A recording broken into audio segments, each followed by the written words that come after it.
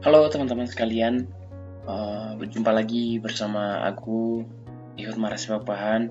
Di kesempatan kali ini, aku akan membahas tentang kewirausahaan, di mana akhir-akhir ini banyak tren yang membicarakan tentang bagaimana sih menjadi wirausaha yang sukses, bagaimana sih menjadi wirausahawan yang masih muda namun memiliki penghasilan yang lebih dan banyak diminati oleh pemuda-pemuda di zaman-zaman sekarang begitu toh. Jadi teman-teman, kali ini aku mendapatkan tugas dari Bapak dosen mata kuliah kewirausahaan. Jadi kewirausahaan ini teman-teman adalah mata kuliah.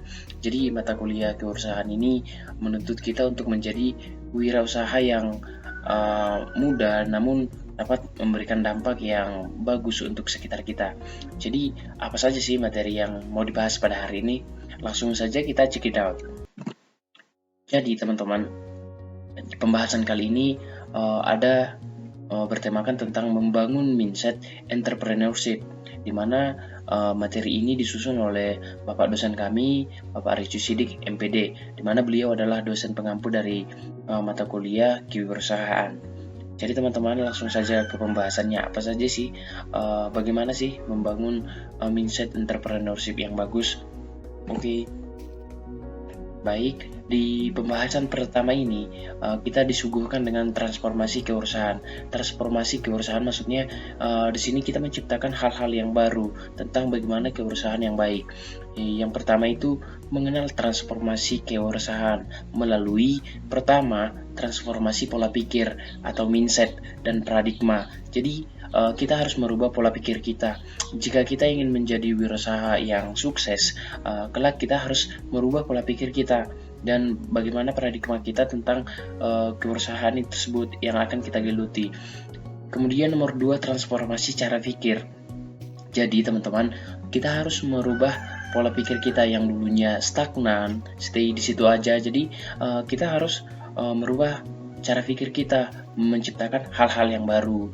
Kemudian yang ketiga ada transformasi entrepreneurial. Jadi di sini kita harus keluar dari zona-zona di mana kita masih mengikuti pola yang lama gitu, atau kita mengikuti cara-cara wirausahaan yang lama. Sementara zaman ini kan udah zaman yang mulai serba teknologi. Jadi di sini kita harus berani keluar dari zona yang pertama hingga membentuk suatu kinerja yang baru, lain daripada yang lain.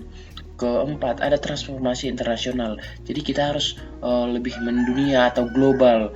Jadi kalau bisnis kita bentuk secara lokal, maka perkembangannya akan lama begitu. Jadi kalau kita keluar ke sifat internasional atau mendunia, maka bisnis yang kita geluti akan lebih mudah untuk mendapatkan hasil yang memuaskan. Kemudian bagaimana sih cara membentuk mindset pebisnis? Jadi untuk membentuk mindset pebisnis, kita harus yang pertama sadar hidup melalui usaha dan berdoa. Seringkali kita dengarkan kata ini teman-teman, kalau kita ingin membangun sebuah usaha, kita harus berusaha dan didampingi dengan berdoa. Yang kemudian ada sadar diri, rendah hati, dan memiliki keyakinan yang tekun, di mana jika kita menekuni kegiatan kita dengan sangat baik, dengan mulainya tahap demi tahap, maka wirausaha yang kita geluti itu akan lebih cepat berkembang begitu. Kemudian bungkam mitos, hilangkan semua keraguan tentang sisi negatif dari memulai suatu usaha. Jadi contoh, kita jangan terlebih dahulu takut akan kegagalan. Jadi sisi-sisi negatif yang seperti ini harus kita kesampingkan dulu dan memulai usaha, baik itu usaha yang kecil hingga usaha itu menjadi usaha yang besar dan banyak diketahui oleh orang-orang. Yang keempat, raih pandangan baru, membuat inovasi dan kreasi yang belum ada. Jadi kita di sini dituntut untuk menciptakan hal yang baru teman-teman, dan jangan stay seperti yang saya sampaikan di awal, stagnan di pergerakannya seperti itu aja yang akan dilaksanakan. Jika kita memiliki pandangan baru, baik itu melalui masalah yang kita dapatkan dan kita mengelola masalah itu menjadi solusi, maka usaha kita akan lebih maju lagi begitu. Kemudian bagaimana cara mengatasi ketakutan dalam berwirausaha gitu. Sebelumnya kan dalam membangun usaha itu mungkin kita memiliki keraguan, di mana keraguan itu menjadi penghalang kita untuk melakukan kegiatan kita, melancarkan usaha kita. Yang pertama dengan meningkatkan kekuatan atau kemampuan Anda untuk mengatasi risiko yang akan terjadi. Jadi seperti yang disampaikan Bapak ini, kita harus terlebih dahulu meningkatkan kekuatan diri kita, kemampuan kita untuk mengatasi risiko yang akan terjadi. Tentunya dalam membangun suatu usaha itu kan kita akan mendapatkan berbagai masalah, ragam masalah yang akan kita jumpai. Namun jika kita mengelola masalah ini menjadi suatu ide, maka usaha kita akan lebih cepat berkembang. Kemudian urailah dari risiko yang paling kecil sampai yang paling besar. Kemudian sampai batas mana kekuatan dan kemampuan Anda bisa Anda tanggulangi begitu, atau bisa kita hadapi masalah itu. Jika kita diamkan, maka akan semakin bengkak dan bengkak akhirnya membuat kita drop. Tapi jika kita mulai menghadapinya mulai dari yang kecil hingga yang besar, jadi hal ini akan mendorong manajemen kita lebih kuat begitu. Yang ketiga, manusia tetaplah manusia. Saya setuju sih dengan pendapat Bapak ini. Kalau manusia tetaplah manusia, dalam artian kita memiliki keterbatasan, kita memiliki kekurangan, dan tentunya kita juga memiliki kelebihan, di mana kelebihan ini dapat kita manfaatkan sebagai cikal bakal kita untuk memulai hidup kita yang baru. Dalam artian manusia tetaplah manusia, kita kerjakan aja semampu kita, dan masalah hasil adalah yang belakangan begitu. Kemudian bagaimana sih pola pikir keberusahaan? Cara membentuk pola pikir seorang wirausaha ada 5 karakteristik pebisnis dengan sikap pikir wirausaha. Yang pertama, rajin dan bersemangat dalam mencari peluang baru. Tentunya jika kita rajin atau kita mulai mencari peluang-peluang baru, maka secara otomatis kerajinan yang kita bentuk itu akan mendapatkan peluang yang baru. Yang kedua, mengejar peluang dengan disiplin ketat. Dalam artian kita tidak memberikan hati kita setengah-setengah untuk melaksanakan kegiatan itu, tetapi kita harus tekun dan selalu mengejar target apa yang mau kita tuju begitu. Yang ketiga, wirausahawan hanya mengejar semua peluang yang paling baik dan menghindar mengejar semua peluang tak pandang bulu. Jadi kita harus fokus pada satu target. Jadi jika kita ingin mendapatkan mobil pada tahun ini, contohnya kita harus berfokus untuk mendapatkan mobil. Jangan ingin mendapatkan sepeda motor, ingin mendapatkan pesawat dan lain sebagainya.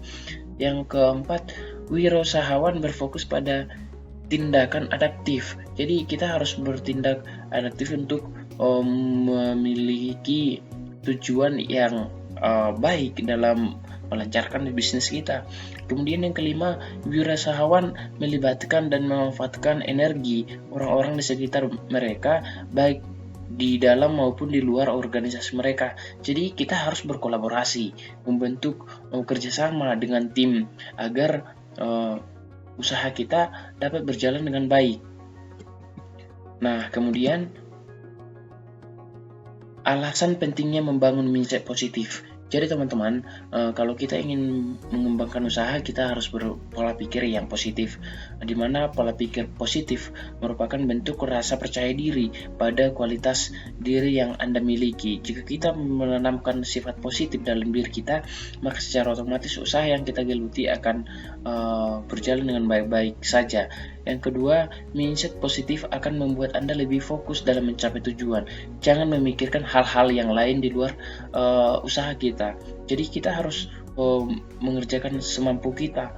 Kemudian mindset positif adalah kunci sukses. Saya setuju dengan pendapat Bapak ini, karena dimana jika kita memiliki sifat positif, pola pikir yang positif akan usaha kita, maka akan sukses dalam menggapai apa yang kita inginkan begitu teman-teman.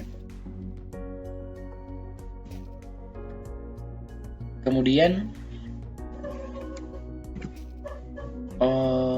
inovasi dan kreativitas. Jadi teman-teman, kita harus memiliki inovasi dan kreativitas dalam membangun sifat kewirausahaan yang baik begitu. Yang pertama itu dasar-dasar pemikiran kreatif. Kegunaan pola pikir kreatif itu adalah yang pertama, menemukan gagasan, ide, peluang, dan inspirasi baru. Jika kita telah mendapatkan inspirasi baru, maka kita harus berusaha untuk mengembangkan inspirasi ini menjadi sebuah peluang yang dapat kita gunakan dalam membangun bisnis kita. Kemudian, mengubah masalah atau kesulitan dan kegagalan menjadi sebuah pemikiran yang cemerlang untuk langkah selanjutnya.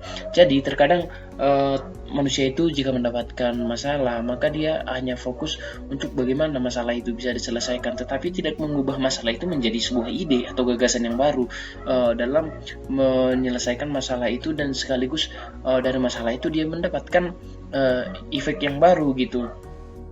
Kemudian menemukan solusi yang inovatif.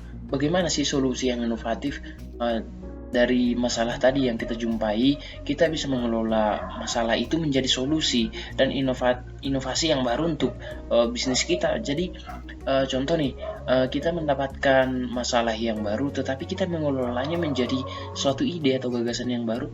Maka contoh, kita mau berjualan tetapi ada kritikan dari orang-orang. Jadi kritikan ini kita gunakan untuk memperbarui bagaimana kinerja kita dalam mengubah makanan yang kita jual itu menjadi lebih sempurna lagi begitu. Yang keempat, menemukan suatu kejadian yang belum pernah dialami.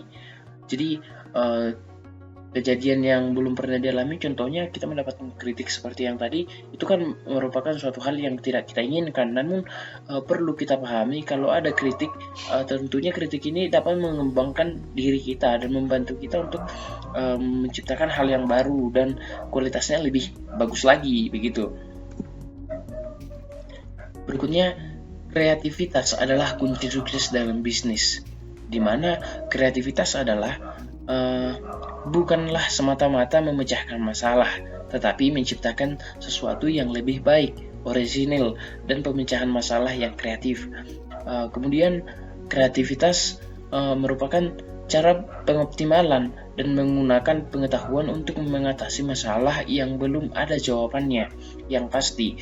Kemudian kreativitas juga merupakan kemampuan utama dan dasar menjadi wirausahawan yang sukses. Kemudian kreativitas itu merupakan cara untuk menghasilkan kesuksesan dengan penciptaan gagasan serta memunculkan sebuah inspirasi yang brilian. Jadi kreativitas dapat dikatakan cara kita untuk menemukan hal-hal yang baru. Lanjut, beberapa sumber yang dapat mendorong terjadinya inovasi. Jadi teman-teman, di sini ada 5 bagaimana sumber yang dapat mendorong kita menjadi sebuah inovasi dalam bisnis kita. Yang pertama, ada perbedaan atau gap antara permintaan dan penawaran. Yang kedua, penciptaan permintaan karena kecenderungan atau tren. Contoh nih, akhir-akhir ini kan lagi viral tentang K-pop, dimana di sini kita jika kita mengelola hal tersebut, maka permintaannya sekarang lagi banyak gitu, lagi tren. Maka kita kembangkan yang lagi tren supaya tidak ketinggalan dan bisnis kita dapat lebih mengglobal dunia begitu. Yang ketiga, adanya perubahan, di mana terjadinya inovasi ini kan disebabkan oleh adanya ekonomi, teknologi sosial, dan lain-lain, di mana di akhir-akhir ini teknologi semakin marak gitu, dimanfaatkan sebagai bahan untuk bisnis, untuk belajar, untuk bersosial di media sosial ya. Tentunya ini tergantung orangnya bagaimana kita memanfaatkan teknologi yang sudah ada dan bisa kita kelola begitu. Yang keempat, masalah yang belum terpecahkan dalam jangka waktu lama. Jadi ada masalah yang belum terpecahkan. Jadi kita memulai untuk bagaimana sih solusi dalam memecahkan masalah ini begitu. Dan kita harus mencari langkah-langkah baru untuk bisnis atau usaha yang kita geluti itu semakin berkembang. Yang kelima, inovasi yang ditunjukkan untuk mengganti inovasi produk sendiri. Jadi inovasi perlu kita memikirkan suatu inovasi baru untuk mengembangkan produk kita. Jika kita memiliki produk yang sudah bagus, alangkah baiknya kita menggantikannya dengan suatu yang baru atau merevisinya bagaimana produk ini supaya lebih tren lagi dan lebih dikenal oleh banyak orang. Begitu teman-teman. Berikutnya, mengenal potensi diri. Dalam melakukan bisnis atau ingin menjadi wirausahawan yang muda dan memiliki wawasan yang lebih, tentunya kita harus mengenal potensi diri kita. Berikut adalah potensi-potensi dari seseorang wirausaha. Yang pertama, percaya diri. Tentunya percaya diri yang kita miliki akan mendorong kita dalam berbisnis, dalam berwirausaha. Kemudian berorientasi kepada tugas dan hasil. Kita harus fokus pada kinerja kita dan kita harus menargetkan hasil yang akan kita laksanakan. Yang ketiga, berani menantang risiko. Terkadang orang-orang banyak yang menghindar dari risiko, di mana risiko ini kan salah satu permasalahan yang dapat mengembangkan diri kita, tapi terkadang orang menghindar saja dari risiko ini untuk menghindari hal-hal yang mungkin saja menyulitkan mereka, yang ternyata risiko sendiri dapat memberikan kita inovasi yang baru. Kemudian memiliki jiwa kepemimpinan. Nah teman-teman, jiwa kepemimpinan itu sangat perlu dalam berwirausaha. Jika kita mampu memimpin diri kita, memanajemen diri kita, tentunya dalam usaha yang kita buat, kita dapat memimpinnya hingga usaha itu berkembang. Kemudian mempunyai sikap orisinil. Orisinil maksudnya di sini kita harus membuat produk yang ori dari potensi yang kita miliki.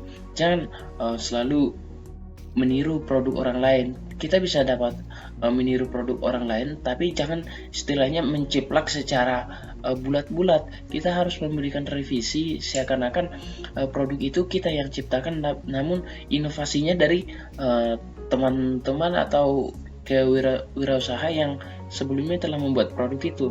Kemudian berorientasi ke masa depan. Nah teman-teman, ini adalah suatu hal yang tidak didapatkan oleh semua orang. Terkadang kita hanya melihat kinerja yang tetap seperti itu aja dan kita tidak mau berkembang begitu. Jadi wirausahawan yang ingin sukses itu harus berorientasi kepada masa depan gitu. Kemudian bersikap profesional. Salah satu contohnya teman-teman itu profesional, contoh membuat konten YouTube, di mana dia harus membuat kontennya itu seminimalnya 1 kali dalam 1 minggu. Jadi jika dia membuat kontennya itu 2 dalam 1 minggu, terkadang dia lupa untuk membuat kontennya itu menjadi di 2 bulan ke depan. Jadi ini kan sikapnya tidak profesional gitu, tidak mencerminkan bagaimana wirausahawan yang ingin sukses. Oke, kemudian apa sih motivasi berprestasi? Jadi ciri-ciri individu yang memiliki motivasi berprestasi. Menurut Johnson dan Sweetgill dalam Dejali 2007, individu yang memiliki motivasi berprestasi memiliki ciri-ciri sebagai berikut. Yang pertama, menyukai situasi yang menuntut tanggung jawab pribadi atas hasil, bukan atas dasar untung-untungan, nasib atau keberuntungan. Jadi kita harus berusaha, tentang hasil biar saja belakangan begitu.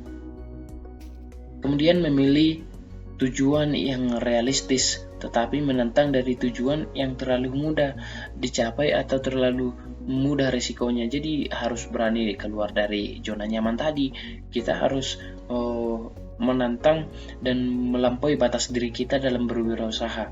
Kemudian senang bekerja sendirian, bersaing untuk mengungguli orang lain dalam mengerjakan sesuatu tugas. Jadi kita harus bekerja mulai dari kita, kemudian kita bisa mengajak teman-teman kita untuk berkolaborasi dan membackup mereka untuk kemajuan bisnis kita.